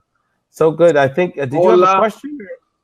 Did you have a question for the panel here, or I know you wanted to jump into the conversation? Well, I was just like, I thought that what Victor said was interesting about thinking about the end and then sort of working back. Like, I've been thinking a lot about just like reverse engineering, right? Like, you put out there what you want to do and then like work backwards. But that's still, and you know what's so crazy? It's like, you hear that stuff all the time. Like, people say these things, but then for some reason when you said it, Victor, I was like, duh. But then it still can be so broad. Well, if I can kind of add to that, I've talked to people who are rich, and now I'm not by any means rich right now. I'm just kind of a little struggling. But one of the things when someone's trying to start on any project or any kind of mission in life, understanding what the end looks like, helps you understand where the pavement looks like in the direction of that pavement. That's right. That's right. You're hitting it right on the head, right? So when the most successful development that takes place, and guess what? You might not know, Stephanie, exactly where you need to be at, right? But you will know where you think you need to be at, and that helps create, Carlos called it the pavement, right? The pavement, right? It's the road map, right? And when you build a logic map, the hardest way to think, and it takes practice is to think of outcomes. Everyone talks outcomes. It's so easy. We're going to have an outcome. But no one really writes it up. So if you write it up, Stephanie, and you put it down and you say, okay, I want to be here. Now, in order to get to X, I need to do Y, C, A, and B, right? Yeah. And then take the moment to think of, in order for me to get to X, right, I need to get to Y. Well, in order for me to get to Y, I'm going to need to measure this thing that touches Y. And then in order for me to measure this, I'm going to need the following resources, right? And then in order for me to get the following resources, I'm going to need the following, tactic to take place. Then you turn around and you run the tactic with the resources and you measure it. And guess what? You got your outcome. People think in reverse. They think of getting things done. Like, let's go do this. I got a great idea. Carlos and I are going to start this business, and we're going to go, start a bachata band in Atlanta, and we're going to do boom, boom, right? Which is great. Yeah. We'll have bachata music. We'll find some jibaros like us, and we'll get it in. But if we think about what we want to do is impact the Latino music scene in Atlanta, the first part we have to do is think about what that looks like. What would that end product be, right, Carlos, like you were saying? And then begin creating the path in order to get there, identify the resources that are necessary, and then what are the tactics that need to take place. It sounds easy. Writing it down and doing it is son otro 20 pesos, my mother would say, another $20. So it really is starting with the end in mind and then building those tracks. By the way, Steph, I'm not saying it's easy. I'm just saying that if you start doing that does not sound easy. Yeah. Let me I know Carlos has Carlos, before you get to your comment, because for the benefit of those checking this out as a podcast, Victor, this will be my podcast after it's edited and stuff. So it's really it's a great way to repackage the content. I just wanted to get to Carmen Sanchez's comment on the chat line. Carmen chimes in, understanding what the end looks like, but getting to the end is a process where you just need to figure out what you need to do to get one step further to the end. Does that make sense? So yeah, definitely, Carmen, I appreciate your feedback. Carlos, you had a comment. So one of the biggest mistakes I see people do is, sure, they may have a dream, right? And everybody wants to pursue that dream. The problem with how people sometimes approach things is that they kind of go for the dream, and they're going and they're going and they're going. But what they don't realize is they might have already reached the dream, but because they never knew that's what it looked like, they keep going in different directions, trying to figure out some kind of satisfaction. And so what ends up happening is if you don't know what your peak looks like, you never know if you got there or not. Does that make sense? Great. Yeah. But you know what happened to me, Carlos, is that I got to the peak and then I looked up and Mount Everest was behind me. And then the downer was I realized that I had been shooting way too low. And a lot of us go through that as well. So, Stephanie, what kind of what about your career is striking you to think about this? What are you experiencing? I just think it's like so broad because I'm an artist, and then I know what kind of artist? I want to do like have commercial clients and like do like collaborations with brands and whatnot. And so it's like, okay, if I take the Victor method, just made that up, Victor method, work backwards. All right. Oh, you can have that, Victor. Oh, snap. No, so like if I say, okay, so if I really think about that and I'm like, okay, so like that's the kind of art I want to do, then it's like, all right, I don't know, it just seems so broad because it's like now. Can you elaborate on the art? Well, like I do photography and video work, and so, but I don't necessarily do it for, say, like editorial commercial clients. I do it for myself, basically, and then exhibit it. So, like, I have like exhibitions and like, submit to galleries and all that kind of stuff. So it's like, it's not always necessarily there. So it's like sort of thinking, okay, what could be a product that you take from this? Because it could be more so like an experience. Like if I do a documentary, and I invite people to see it, where it's like I want to encourage more dialogue, or if I did like an installation, like I'm in Chicago and I did an installation about the violence and like Black and brown children losing their lives, and like made these like little mirrors of them like playing, right? So like people could still play with like kids of the afterlife, like whatever. So it's like, okay, what's the product from that? Or also how can I make that so brands can say, oh, you know what, Stephanie, that girl is thinking XYZ. We should have her in here to help us sell the Pepperidge Farm cookies because this is what she did, and I think she might have something to say. So it's like trying to think of that, but then even still be able to do my art, but still have those types of opportunities. All right, so let me give you a little background on myself. I started at the age of 19 doing sci-fi fantasy art. I'm an illustrator. So I paint in oil on wood, and I do, I started with comic book stuff and just paintings of dragons and planets and, all that type of stuff. A lot of my artwork is photorealistic and so on. Now, that's what I studied in school. I went to Italy. I learned traditional painting, all that type of jazz. And then I also got into film. Now, the film stuff was accidental. Someone saw me drawing on a subway train, and they said, "Hey, can you do storyboards for movies?" And I'm like, "Sure." So that started a whole 17-year career working in film. Wow. The point of what I'm trying to say is the benefit that you have right now is that you're artistic. The other benefit is that you have multiple levels of talent from photography. So composition and color, lighting, all that type of stuff. A lot of the technical aspects. It shouldn't be too difficult to reformulate those talents. In other words, I went from working in advertising to ended up being an illustrator. I worked for Warner Brothers, Disney. In Disney, I ended up doing concept art for an amusement park. Nothing has to do with anything I've ever studied. Yeah. But the fact that they knew I was creative is why they went after me. Worked on some of the Batman films, doing artwork for that. Again, nothing that I learned or studied before, and ended up being package design and stuff like that. And then I kind of went into some clothing stuff, designing for clothing lines. And then it went into doing post-production. So I worked for doing stuff for MTV. And then ultimately I was a jib operator for Good Morning America. So that's all in the course of about 17 years.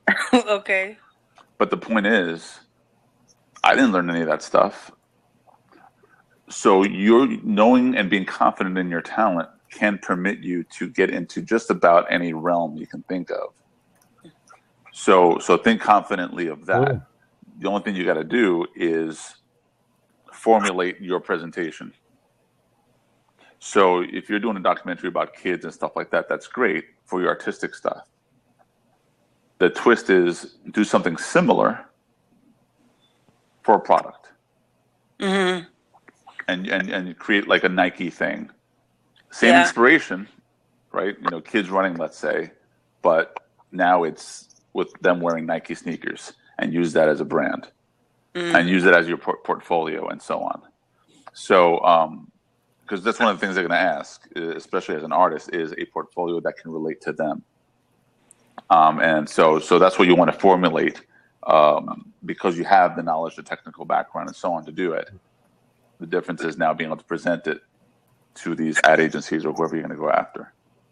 Yeah. No, and it speaks to the conversation, Stephanie, we were having earlier. And if anyone wants to join in on the blab, feel free. Victor gave everyone his best. He had to get. He was having some technical difficulties. But yeah, I saw that. Victor brings a lot to the table. He's that dude, as we say down the way. But and I know Christian and some of our other buddies have jumped on, so feel free to jump on. But Stephanie, what we were talking about earlier is that part of my struggle with my brand has been that target audience for the business, right? Because there's people that with my mentorship and my coaching and that I'll never charge because we know them or, for whatever reason, right? It's the community stuff that we do. But that's separate than that's cool. That should always be there. But that's separate from what your target audience for your business is. So it's like Carlos was saying, it's not that it's just about understanding, putting into place who your focus is for your business. Because again, with the work that you do, your target clients all kind of people are going to enjoy are going to enjoy what you're doing and potentially be customers of yours, but they're not necessarily like your core audience. Because, Right. know? That's the thing. 'Cause it's like, it's all fun and games to like post like, hey, I did this project on like Facebook or whatever. But it's like these people aren't about to like hire me. I mean, it could be like a mix of like potential clients and like friends and family, but it's like my girl, who like I know from high school sharing my page, like, check out what Steph did. That's not gonna turn into anything. Like likes are just not money.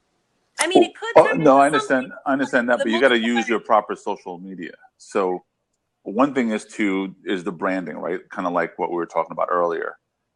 Having somebody recognize your work is powerful. That's one. Two, if you're trying to get hired, then all you got to do is shift to another social media platform that's focused on that. LinkedIn, for example. So you should share that kind of content on LinkedIn as well, and become recognized for the kind of work that you do. Does that make sense? Yeah, it does. That just makes me think about LinkedIn. I'm like, people really using LinkedIn like that? Yes, absolutely. I just You think redesigned so? my entire LinkedIn page, and I've already gotten 2 or 3 interviews in a matter of like 3 days. The other thing. Now, the other. the people I'm connected to. I'm sorry, and I'll let you speak. I apologize. No. The people I'm connected to on LinkedIn are all agencies. They're not my buddies. They're not my guys that I hung out with in the day. It's people in agencies, record labels, people that I've met over the years in the industry. What you do is then use people that that might be connected, and you can kind of see who they're connected with, and then start using by association. And then they see you. When they see you and your profile and the work that you've done and the stuff that you're sharing and stuff like that, they're like, oh, look at this person. Yeah. This person is something to take seriously.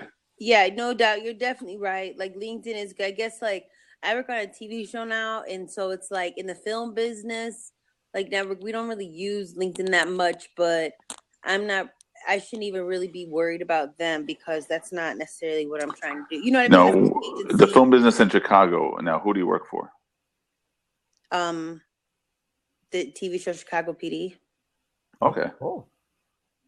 Yeah, now, but it's not like necessarily like, like ad agencies are using LinkedIn. Effects agencies are using LinkedIn. The people that you work with in your crew may not use LinkedIn. Yeah, that's what like maybe like NBC, the actual like corporation might, but just like our hub that's like creating a film. But in ad agencies, the ones that are hiring to say, hey, who's going to direct my next commercial or that type of thing, they're using LinkedIn. Now, there's other websites that you can find that are in the entertainment industry that are within those circles. Find who those websites are. Yeah. Now, there might be niche ones like in Chicago, because I'm from New York City. So my whole industry back in the day was New York. Yeah. And there's websites that are, entertainment based.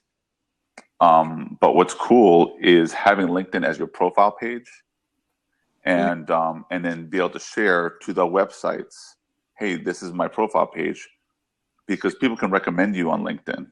Right. So I have a ton of recommendations because of certain businesses that I used to own. Mm-hmm. So when people looked at my page and they're like, oh, look at all these things all these people that are talking highly of you, that helps and gives you some, for lack of better words, some clout. Right. Yeah, no, that's good. So even though the industry itself may not be using it, use it anyway, because then you can link to them. Right. And then they say, oh, well, all right, she put a LinkedIn thing. Let me check it out. And then it's got all this serious shit. Like, it's basically your resume. Right. Cool. Stephanie, let me ask you a question. I don't know how long you've been on, but we were talking about sort of the target audience. So who for you would be like a great client to have? Like, I'm not saying specific names of agencies, but like describe what would that ideal customer be? Would it be a certain type of business? That would it be a certain size? Can you have some thoughts on that? Describing it? You know what? I think honestly, like I don't want to say anyone in this type of talk where you're supposed to be specific, but we're family. But like anyone that's like, you know, that like is looking to create like urban lifestyle. Oh no, I froze. Okay.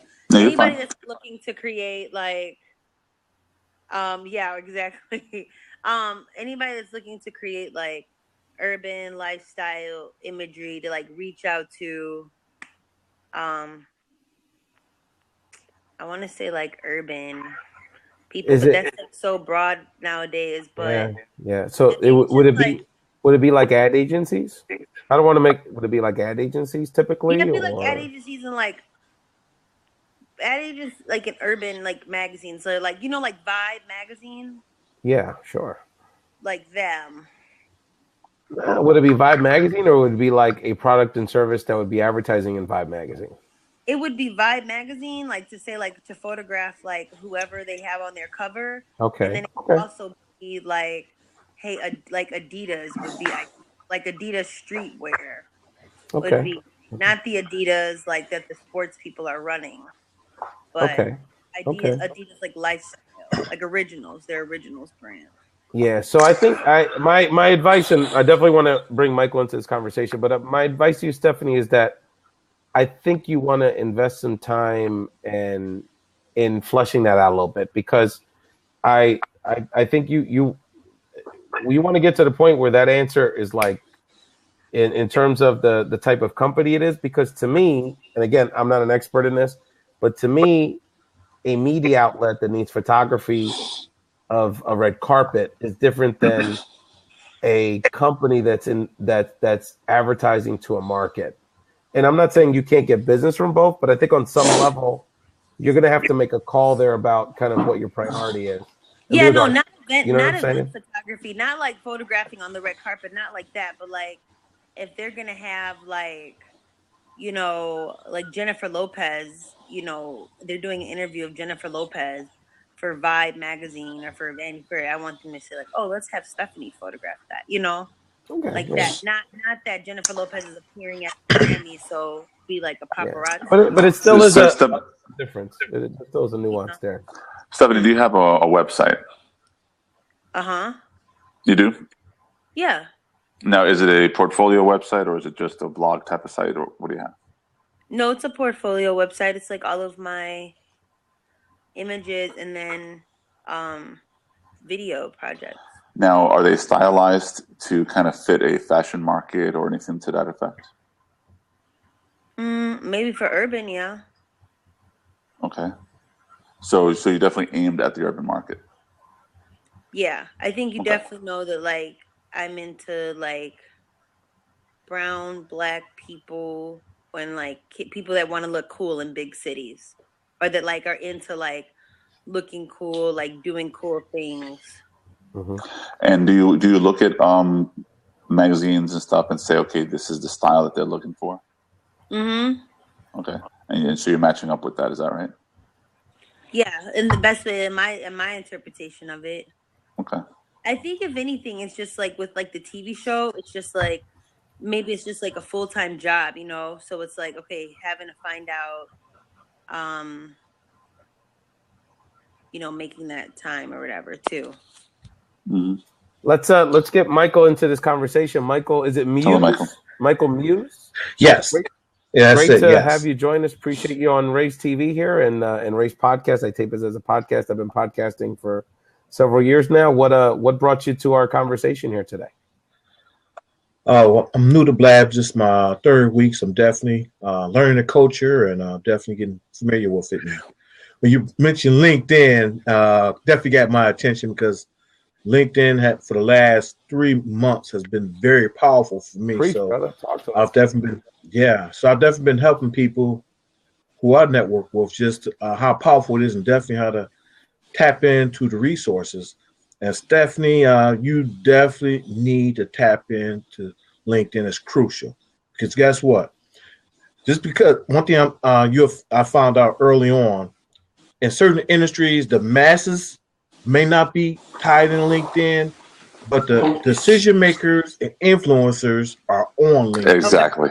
And they are and they are collaborating, and you. Those are the people you want to get to know. So if I was you, definitely redo your profile. You want to make sure your summary and everything is up to snuff, and you want to participate in those communities and groups on LinkedIn that apply in your industry. That's all it'll take for them, like for someone to see you, and once you get noticed. For me, I've just in the last 3 months, I've picked up 2 coaching clients. Oh wow! And I've picked up a speaking engagement. Because one thing about LinkedIn that's powerful is the average user on LinkedIn makes $112,000 a year. So that's powerful to know that, because one thing about LinkedIn which I love so much, because when people are putting their professional life on social media, you're dealing with, a person's not going to be playing games, and they're going to be more apt to keep their word if they say they're going to do something. Yeah. Right. Because nobody wants to get any negative press on LinkedIn, because if you get a bad reputation on LinkedIn, pretty much, that's going to affect your career. Yeah.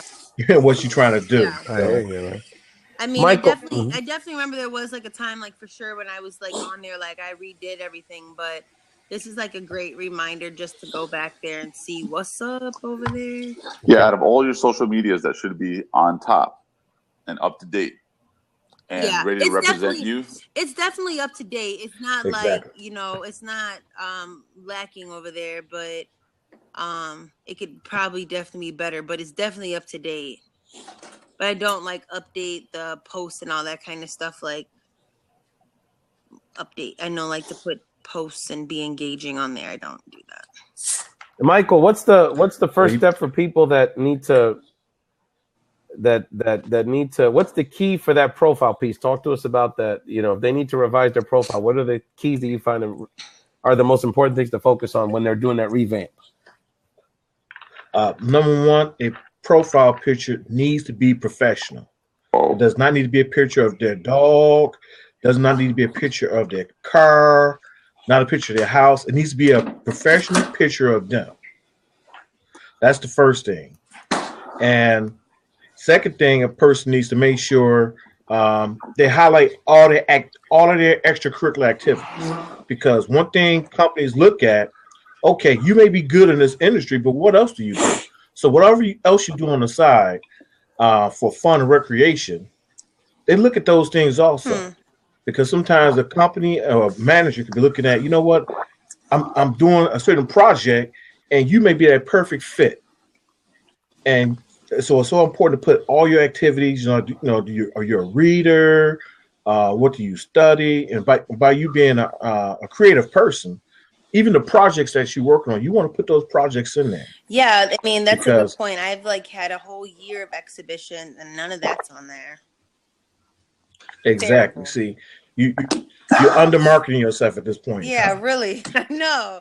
I'm just out there looking crazy over there, I guess. Well, where do you put it though? Where do you put it? Like, do you put it in the summary? So, like, is your summary? It sounds like that's always going to be something active that's constantly changing, or like you're going to be not like constantly changing, like a status post, but it's always going to be something like where do you put it? Like in the updates or? So, well, in your summary, what you want to do is you don't want to talk at a person in your summary, and that's the biggest mistake a person on LinkedIn makes. Is they're writing about themselves and you're talking at someone. So you really have to, when you're on LinkedIn, when you're doing your summary, you really need to speak to everyone in a third person. You want to speak to their needs and to their interests. You want to share that, what you could do for them as a third person. When you do that, people are going to relate to you. They're going to follow you. And like I said, that's all it takes, a few people who have influence to follow you. And like I say, for me, once I make some changes and I start engaging, I mean, things happen for me quickly, and I'm looking forward to things even going to another level. So definitely make the changes, and I guarantee you will definitely rock it on out. Michael, that's great advice. I got another question for you. This keep it real. This for me. So I have a job. I have a day job, and I'm developing. I'm a podcast. I'm developing my online platform, and I'm going to be releasing my Big Brother Ray brand first quarter next year. So how would you recommend I handle that situation? Because my day job obviously is part of my resume, part of who I am, but I'm not really trying to Yeah. market that on LinkedIn because I'm trying to transition to not only an entrepreneur, but really another business model, it's another side of me. So how would you Right. recommend I handle that you should have two different profiles, or how would you recommend I handle that? Yeah, that's great. Do you plan on transitioning full time with the business? I mean, that's the goal. It would in 2016. That's the goal. Yeah, absolutely. Well, I would say for right now, just without going into your exact business deals, the experiences and things that you're doing, you want to showcase Got that. you. Okay, I got you. Okay, Carlos, you seem So- like you got something to say about this one. So, for example, so the way I have LinkedIn set up, it's almost like a whole different resume. It's a resume, right? Yes. So I have my summary, like you mentioned. I have images that represent some of the projects that I've worked on, whether it's a movie poster, whether it's a clothing line that I worked on, a fashion shoot, whatever. There's little images that represent on each job, and then LinkedIn permits you to do that. Now, the Lounger Network, I did register as a business. So since it's an existing business, technically speaking, and I am right now the sole person in the business, I did list it as one of the things that I do. Now, it crosses over with other jobs that I've done. Granted, right now I'm unemployed, so it's not really an issue. But, you're allowed to have a life after work. Exactly. And there's no reason why you can't have yourself represent, unless you're doing some crazy content that's kind of, questionable Exactly. against your job. It shouldn't be an issue. And if it's just a project, whether it's freelance type of thing or whatever, I'm doing it in the middle of the night. So Right. so I do have it represent me because that's where I'm learning the knowledge of doing video production. I have a studio upstairs, so this is not how I do my blabs Okay. normally and stuff. So I have a whole studio. I interview people from all over the world and that type of stuff. And there's links to the content within the website. And then I even created a personal website where I have, let's say, a portfolio, everything from my artwork, like paintings, to video projects that I've worked on, music videos that I've done, film projects I've worked on and stuff like that. So they have a gist in LinkedIn that they say, well, what else can I learn about this guy? They can click on and it's one of the links on LinkedIn and they can then learn more about me and so on. But you want LinkedIn to really be your bullets in your gun. Exactly. And each one of those positions that you've held should be, a weapon because you have to become the gun and those are your bullets. And every time they look at you, they want to see how many shots you got and how awesome those, how accurate those bullets have hit and so on. And you got to just hit a bullseye each time. Exactly. Hey, Michael, I have a And question. What about like on LinkedIn? Yes. They have all those groups and stuff, but some of those are just filled with spam, man. Like, and it's like always somebody that's like trying to promote something or whatever. Like, and maybe it's the ones that I'm in, but they're just like filled with like just sales things. There's no conversations, like real conversations going on. It's just like everybody's a coach. Everybody's trying to sell some type of workbook or, whatever. And then another thing is all these coach programs and stuff, they all end in like a 7. They're like $297, $197, $497. I'm like, what the hell is up with that? But my question, A lot of people- I'm just wondering like about the groups, because it's like if you're saying to engage, and that seems like I like Facebook groups. Like I'm on Facebook and I'll talk all the time on those groups in there, different groups. But on LinkedIn, it's like it's just always people selling stuff, and it's like, what's the point? Because like I've like unsubscribed to a lot of the digest emails I've asked for because it's just always crap. Right. I mean, I would go to The groups biggest- that have, that are related to what you're looking after. Advertising agencies, Vibe magazine, those type of things. Go ahead, Michael. I'm sorry. Yeah, I would say for you, by you being in an industry where you already know the vast majority of industry aren't on LinkedIn, Yeah. it'd be good for you to start your own group. Definitely. Okay. And that way That's you control. interesting That way idea. That way you can control the tempo, and you You get the pulse of what's going on. And see, one key I tell people all the time was so important on LinkedIn. You can have 3 people with the same amount of experience, same education. It could be something very small as, I mean, this may sound, it could be something that's very small as you may like the same sport or the same team or something, you know, and that sometimes something just that small can separate you from the pack. Yeah. You know, so yeah, so definitely, if I was you, definitely start your own group, and start like I say, and start looking at who are the influencers and decision makers in your industry. Look them up, look them out, and seek them out on LinkedIn, and start following and connecting. You know, Michael, and you brought up such. If I'm sorry, because I know you're Carlos. I'll please join in because I know you're fine. No, join in because I know your battery's dying. So jump in. Well, one of the great things about having your own group is that you become the leader of that group. You become the one that gets recognized as the one with the knowledge. And if you do find any influencers that are following you, one of the things you can do or should do is invite them to your group. Now, if they join in, that's great, and they get to see what's going on with you in terms of your leadership and the knowledge that you have. That's right. And no, yeah, I never thought I'd be a LinkedIn group owner. No, but Stephanie, let me put a point on it. This is Michael. I'm so glad you brought this up because, and I know this. Maybe that's something that you can do, brother. You talking about Ray? You talking about me? Or any of us? Yeah, no, I was like, that could be something cool for you too. Yeah. Like with you having your own, you know, with you having the day job, but then like also wanting to be positioned, you know, with your podcast and whatnot. That sounds like something that could be great for you. Well, one of the things that took place in the spring was that me and another Latino podcaster, Arturo Nava, and a few other people, we went to we proposed a workshop at a Latino social media conference at Spanish Sides in Miami. And, you know, it was mostly bloggers and YouTubers and stuff.